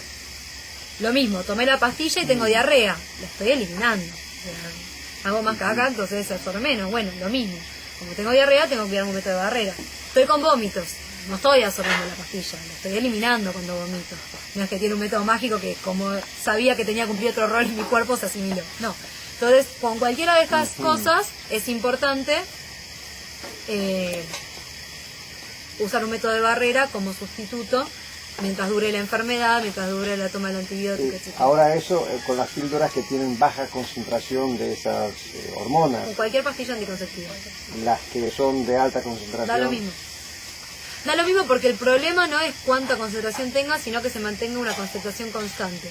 Porque todo el tema de la ovulación se basa en lo cíclico, en lo de que vengo acá y hago así. Entonces yo elimino este movimiento. Y con la pastilla lo que logro es hacer así. O sea, que siempre esté la misma concentración en sangre. Si es más alta, estar acá, si es más baja, estar acá. Pero lo que yo inhibo es el pico ovulatorio. Entonces da lo mismo. Lo importante es que si yo tengo menos concentración, no logro que esté así, entonces baja y dice, uy, me liberé, y se sale el pico y se ovuló. ¿Entendés? Ese es el tema. ¿Se está entendiendo? Bueno, sí. Porque es medio raro explicar todo. El tema de la comida. No, la comida no tiene por qué interrumpir la charla. ¿Cuánto tiempo pensás que falta? Y falta un poco más, pero yo propongo que vayan comiendo y listo. Hagamos una cosa en todo caso. Todos pasan los platos a Natsu y... Y no falta mucho, ¿Qué pasa, 15 minutos? Sí. ¿En 15? Esperamos 15. 15 minutos. Dale. Más o menos. Bueno, eso con la anticoncepción hormonal. ¿Qué pasa? Yo tuve relaciones sexuales, me había olvidado de tomar una pastilla, no me cuidé, tuve relaciones sexuales. Tuve una relación sexual y solamente con un método de barrera y se pinchó el preservativo. No me puse bien el preservativo y tengo dudas. Cualquiera de estas cosas, o en el peor de los casos, me violaron. Cualquiera de estas cosas lleva a que pueda haber, a pesar de que uno sepa mucho de anticoncepción y conozca todos estos métodos, un embarazo no deseado. Entonces, hay formas de evitar tanto las enfermedades de transmisión sexual como la anticoncepción en estos casos. Sí, las hay. No para todos los métodos, no para todas las enfermedades de transmisión sexual, pero particularmente para el VIH-Sida y para la anticoncepción sí los hay. Para el VIH-Sida hay que ir a un médico enseguida, o sea, cualquier mujer que es violada lo primero que tiene que hacer es ir a un médico, porque hay medicamentos que te los pueden poner en el día y evitar que esa infección pase a tu sangre y te infectes. Entonces, esto es importante porque en el marco de la vergüenza, de no querer hacer la denuncia, de todo lo que implica una violación, la culpa, todo lo que todos los sentimientos pésimos y todo lo que implica tener una violación, es importante tener la cordura para salvaguardarse uno mismo y entender que hay que sobreponerse a las situaciones, ir a un médico, consultar y que el médico tiene la obligación de darte tanto una pastilla del día después, que ahora voy a explicar mejor el mecanismo, como las medidas necesarias para no contagiarte VIH, como en todos los hospitales tener una planilla legal para que uno pueda hacer la denuncia en el hospital y no tener la necesidad de que venga un perito y te hagan la muestra y que de ir a la policía y toda la bicicleteada diaria que le dan a las mujeres violadas, que es una aberración. No, en el hospital el médico tiene que ver, si vos querés, tomar la muestra y hacer la denuncia en el momento. En el momento. O sea, tomar la muestra de semen para poder buscar al violador, me refiero. ¿Lo pasan? Bueno, no pasa ningún. Eso legalmente es así y todas sabemos que no funciona así porque de hecho hemos organizado casos de violaciones en donde sabemos que a las mujeres te le dicen no hagan la denuncia, no incluso en el rango de la familia, lo que hablábamos al principio, ay, qué vergüenza lo que te pasó, ¿no? Qué terrible, cómo, ay, por qué ibas vestida así, todas las cosas que ya sabemos, terminan evitando eso. Entonces es muy importante difundir entre las compañeras que esto tiene que ser de esta forma. Y después con el tema de la anticoncepción, ya sea por que no me cuide bien o por cualquier cosa, si tengo una duda, existe la pastilla del día después, que es un método de anticoncepción de emergencia. La emergencia no es algo rutinario, aunque muchas veces la vida tiene muchas emergencias. Pero no tiene que usarse de forma rutinaria. ¿Por qué? Porque me desregula todo. O sea, es una dosis mucho más alta de estas mismas hormonas que impiden la ovulación. Con estas dos cuestiones. Uno, no es un método tan seguro como la pastilla diaria. Porque si yo ya ovulé y me equivoqué, o me violaron, o tuve un accidente y se fecundó ese óvulo que yo largué, por más que me tome al día siguiente la pastilla del día después, no va a pasar nada, porque no es abortivo como dice la iglesia. Lo que hace es que no se produzca la ovulación si todavía no se produjo. ¿Entiende? Evita que pase a futuro, pero si ya pasó, no lo evita. Y sí, igual es mejor tomarla que no, porque uno nunca sabe cuándo ovula en primer lugar, y en segundo lugar porque también tiene efectos secundarios como que la pared del útero es menos receptiva para ese óvulo fecundado, etcétera. Pero son efectos secundarios. El efecto principal anticonceptivo de la pastilla del día después, si ya se ovuló, no se ejerce. Entonces, esto es importante porque no puedo decir, bueno, no me cuido, total, después me tomo la pastilla del día después. No es sano y tampoco es efectivo. No es ni seguro ni sano para estar desregulándose, que después, bueno, puede traer dolores, puede traer ciclos en los que uno no menstrue, un montón de cosas. Pero bueno, es importante saberlo y exigirlo. En todo hospital público te lo tienen que dar gratis con el solo hecho de pedirlo. No es un método abortivo y te lo tienen que dar sin ni siquiera cuestionarte por qué, ni qué te pasó, ni si te sabes cuidar o no. No te importa eso. A mí dame la pastilla, la quiero usar, la necesito y punto. Después, si yo quiero hacer una otra consulta con una ginecóloga, preguntarle cómo puedo hacer para cuidarme, buenísimo. Pero la realidad es que... ¿Puedes repetir? Uno puede dirigirse al hospital y exigir que tengan la pastilla después, Sí. del día después. Exactamente. Exigir por ley. Sí. Y también es de venta libre en todas las farmacias. También es de venta libre, pero bueno, es cara. Y O si sea, sos sale- hombre y mujer, ¿no? ¿Qué? Es lo mismo que si sos hombre o mujer que la va a pedir. Sí, O puedes pedirla para tu compañera. Sí, supongo que sí. Sí, entiendo que sí. Es una aclaración que importa. Sí, es una aclaración que importa. ¿Qué estaba diciendo? No, sí, y es que, o sea, lo mejor es exigirlo en un hospital, porque la verdad es que sale como 40 pesos, una cosa así. Entonces, o sea, la inflación también llega a los momentos necesarios. Así que es mejor, o sea, lo que tenemos que exigir es que sea gratis en todos lados y por ley debería ser. Bueno, yendo al tema de no me cuidé bien, quedé embarazada, la pastilla del día después no sirvió o no la tomé, etcétera. ¿Qué métodos se pueden hacer para practicar un aborto? Hoy el aborto es ilegal en nuestro país. Eso lleva a que la principal causa de muerte materna sean los abortos clandestinos. Que haya muchísimas muertes día a día, año a año, por todo este tipo de circunstancias, en situaciones que no son asépticas, en situaciones terribles en las que las mujeres tienen que abortar. Y por eso nosotras como socialistas luchamos por el derecho al aborto legal, seguro y gratuito, al mismo tiempo que difundimos al misoprostol. Que lo que es una sustancia que tiene la propiedad de hacer que el útero se contraiga. Entonces es como cuando uno exprime una naranja que sale el jugo, bueno, básicamente se contrae y termina expulsando el endometrio que está albergando al óvulo fecundado. Sí. Esa misoprostol afecta, modifica el endometrio, el recubrimiento interno del útero. Hace que se desprenda. Hace que se desprende, además de las contracciones. Sí, el útero tiene 3 capas. Tenés el endometrio adentro, el miometrio en el medio y una pared externa que lo recubre. Bueno, cuestión que el miometrio es músculo, que como yo contraigo acá en mi bíceps. El endometrio. Miometrio, que es el que está en el medio, entre la pared externa y la pared interna. Ese se contrae. Entonces lo que hace esta pastilla es que ese se contraiga. Y al contraerse, elimina la que hay adentro, que es el endometrio. Que es donde al principio está... Sí, después es más compleja la implantación, no tiene sentido explicarla, pero el mecanismo más o menos así. Larga, digamos, el endometrio y con la contracción tiene una se contrae y mediante la contracción lo larga. Se desprende. Claro, provoca que se desprenda. También al contraerse hay arterias que irrigan ese endometrio, que es por donde después el bebé se nutre, etcétera, que como que se contraen, entonces deja de fluir sangre por ahí, entonces genera como una menstruación. O sea, ya se pudre ese tejido porque no tiene irrigación, o sea, no tiene sangre, o sea, como cualquier parte sin sangre del cuerpo. ¿Y en qué momento puede tenerse? Bueno, por eso. ¿Cuándo se puede usar? Se puede usar desde la 8ª semana y los riesgos son menores en el primer trimestre que después. O sea, lo ideal es usarlo antes de entre la semana 8 y la 12.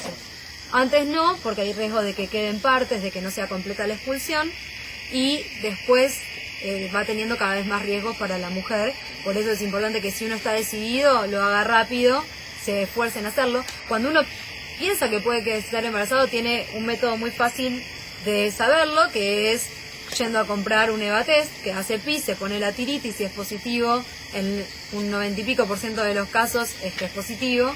Puede haber falsos positivos, sí, pero son pocos, y si es negativo no. Y después es importante la realización de la ecografía antes de hacer... ¿Qué es un falso positivo? Falso positivo es lo que dije, es positivo pero es falso, o sea, significa que es positivo, te da positivo el EVA test pero no es positivo. Recién dijiste antes no, ¿antes de cuánto? Que también... De la 8ª semana. Antes de la 8ª. De semana a semana no se recomienda. No se recomienda, exactamente.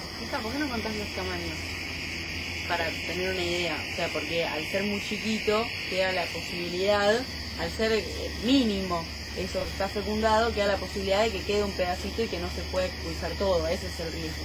Y que eso puede seguir... Sí, en realidad el riesgo es otro, porque el problema es el siguiente: yo antes de usar un método abortivo tengo que fijarme, tengo que hacer una ecografía y ver varias cosas. Entre esas cosas tengo que ver que no sea un embarazo ectópico, porque el EVA test me puede dar positivo, pero en realidad ese embrión puede no ser viable porque no está en mi útero, está entre mi intestino y mi útero, o está en mi trompa de falopio. Que esto es por la anatomía del cuerpo, o sea, yo tengo acá mi ovario y acá viene mi trompa de falopio y acá está mi útero, ¿sí? Y acá hay como un espacio chiquito, que entonces a veces sale el ovocito y se queda acá, es fecundado acá y después se cae. Entonces esos embarazos no son viables y es importante porque le puede infectar a la mujer y puede generar algo grave, entonces es importante saberlo. Entonces, en esas 8 semanas, ¿qué tengo que garantizar? Que se haya generado algo expulsable, que hacer las ecografías y todo para ver que late el corazón del embrión, del feto. No, late desde antes, pero es más o menos... ¿Desde antes? Sí, día 21 empieza a latir el corazón. Del feto, que en ese momento es un embrión, futuro feto, etcétera, que está fecundándose, ver que está vivo, etcétera, porque si está muerto y no late el corazón, voy a un hospital y me lo tienen que sacar. Algo terrible en este país, por ejemplo, es que uno puede diagnosticar una enfermedad que hace que no nazca de ninguna forma, que se llama anencefalia, que nace muerto. Sí. O sea, y no existe el aborto para mujeres con un diagnóstico de anencefalia. O sea, te obligan a tener un feto muerto, un cadáver en tu útero hasta parirlo, y parirlo con un 100% de probabilidades que no viva. O sea, es una cuestión que es directamente inhumano. Entonces, es una tortura macabra a la mujer, cuando eso se puede saber desde estas primeras ecografías que estoy mencionando que hay que hacer. Entonces, Es legal no, en este país es legal. pero El aborto de eso es ilegal. el aborto de eso. Claro, en este país es legal esa aberración. Bueno, me agarra tanto que no puedo creer que sea. Mira, pero sí. Y de hecho, entre todos los proyectos que Cristina dijo, esto acá no se discute del Congreso, había un proyecto que era para legalizar el aborto solo en anencefálicos. O sea, algo no básico, o sea, como ultra... Bueno, entonces, ¿por qué no se puede esperar? Porque... en parte tiene sentido esto de que es muy chiquito, no puedo saber si se expulsó o no, etcétera, pero lo principal es que tiene que generarse una capa, digamos, algo que sea expulsable y yo poder comprobar que había un corazón latiendo ahí adentro y que estaba, digamos, todo en regla, que no era un embarazo ectópico, etcétera, pues si no, corresponde a la parte que sí es legal. O sea, entonces, es claro el concepto. Si tengo que realizar expulsable, expulsable, es claro. Si Antes tengo, de las 8 semanas no lo es. Claro, o hay más riesgos, puede serlo, pero también hay más riesgos de hemorragia, porque no hay algo tan dividido entre el espacio donde se está generando entre el embrión y el útero de la mujer. Entonces quizás yo me pongo el misoprostol la semana 6 y tengo mucho más riesgo de desangrarme que después. O sea, es una cuestión de costo-beneficio. Lo importante es cuándo sí se puede hacer, desde la semana 8 en adelante, idealmente antes de la semana 12. igual un poco después también se puede realizar. Eso es lo importante que tiene que quedar.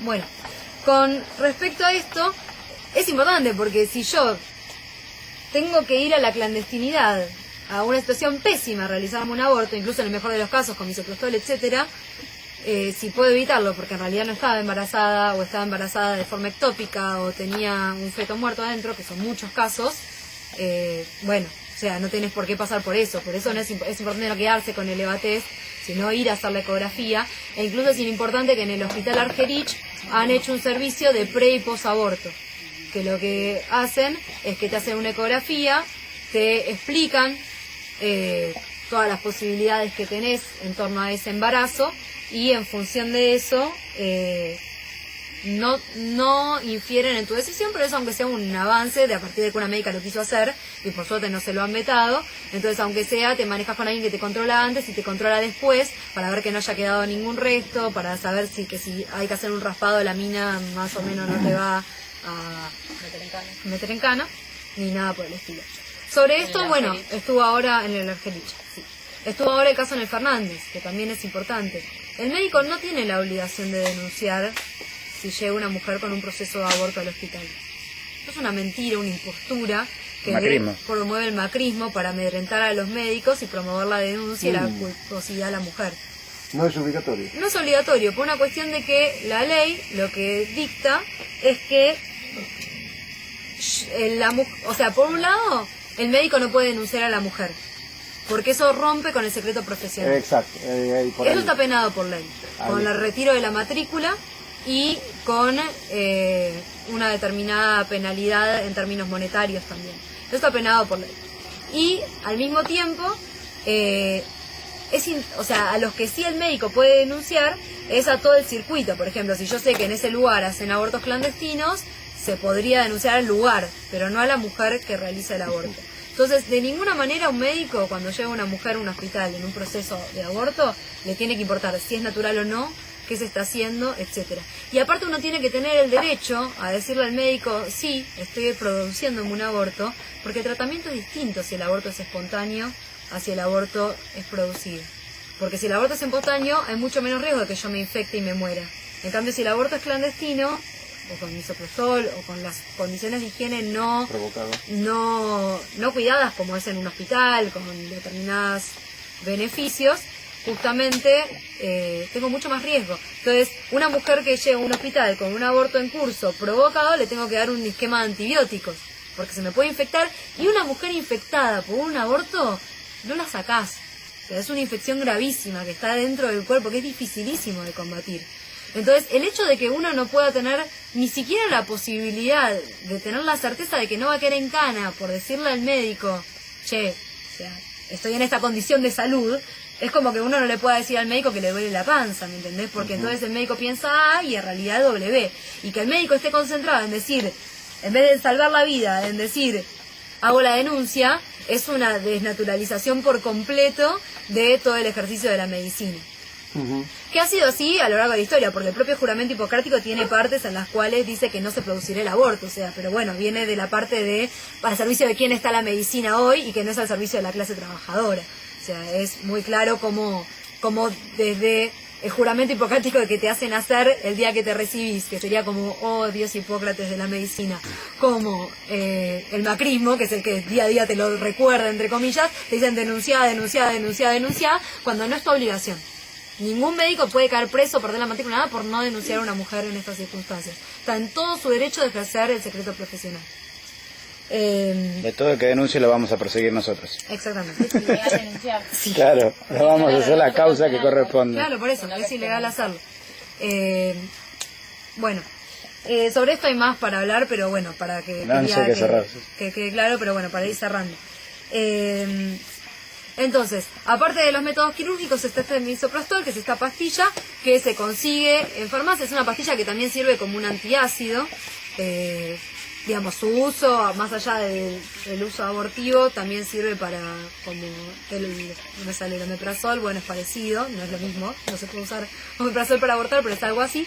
Entonces, con una receta médica se puede conseguir. El tema es que también está muy regulado en las farmacias y es muy difícil de conseguir, o lo ponen a precios muy caros porque saben que se usa para el aborto.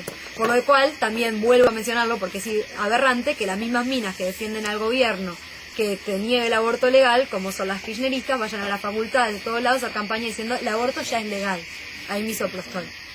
Entonces, un riesgo importante también es la hemorragia, que si no te la controla nadie, te puedes desangrar, etcétera. Con lo cual riesgos tiene, y por eso nosotros queremos anticonceptivos para no abortar, queremos educación sexual para poder decidir, y el aborto es una última instancia para no morir. Y eso es lo que queremos que quede claro y por eso lo ponemos en este coso. Cualquier aborto, incluso con el misoprostol, no es como te lo ponen algunas feministas kirchneristas en sus manuales de ¡ay, estoy en mi casa y mientras cocino me pongo misoprostol! No, eso no es bueno, o sea, a ninguna mujer le gusta abortar. Claro. Con lo cual no hay que embellecer lo que no es bello, hay que saber decir las cosas con su nombre, y lo que sí es lindo es poder disfrutar de la sexualidad como se me da la gana, coger con quien quiero, no tener ningún riesgo, y eso es lo que el gobierno me niega día a día. Entonces no vengamos a mentir. Vos, kirchnerista, quédate con tu misoprostol, yo prefiero no tener que usarlo nunca porque prefiero saber cómo es mi cuerpo, disfrutarlo y cuidarlo como quiero.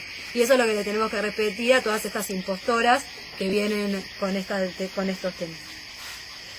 Bueno, me faltaron algunos métodos anticonceptivos, los digo brevemente, después en las dudas si hay sobre alguno puntual. Está el diafragma, que es como un látex así redondo, que se coloca en el fondo, digamos, separando la vagina del útero y impide que pasen los espermatozoides más que allá de eso. Es anticonceptivo, sí. Es importante ver un médico porque según el diámetro del útero de la mujer hay distintos tamaños de diafragma. Nos tienen que enseñar a colocarlo un médico porque tampoco es tan fácil colocarlo. Y también está el DIU, que el DIU directamente lo coloca el médico. Que incluso hay algunos DIUs que tienen hormonas que largan, con lo cual se combinaría un método de barrera con un hormonal. También hay, ¿cómo se llama esto?